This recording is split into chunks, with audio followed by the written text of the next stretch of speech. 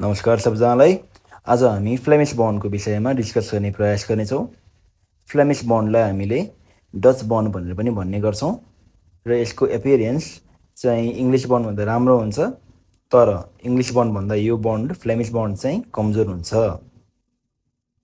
किनकि हामीले पछिल्लो भिडियोमा पनि डिस्कस गरेका थियौँ, इङ्ग्लिस बन्ड भनेको सबभन्दा स्ट्रङ्गेस्ट बन्ड हो र फ्लेमिश बन्डको विशेषता भनेको कि यसमा चाहिँ एउटै कोर्स एउटै लेभलमा हामीले हेडर, त्यसपछि स्ट्रेचर, त्यसपछि हेडर, त्यसपछि स्ट्रेचर गरेर एउटा सिंगल कोर्स बनाउँछौँ र हामीले जुन ठाउँमा हेडर हुन्छ त्यसपछि लगत्तै हामीले क्विङ क्लोजर प्रोभाइड गर्नुपर्छ, किनकि हामीलाई भर्टिकल डिस्कन्टिन्युटी चाहिन्छ।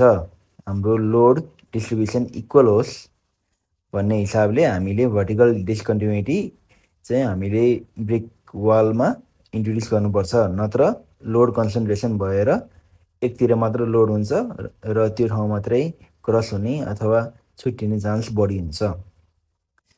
हामीले फिगरमा देखे जस्तै फ्लेमिश बन्डको दुई प्रकारका हुन्छन्।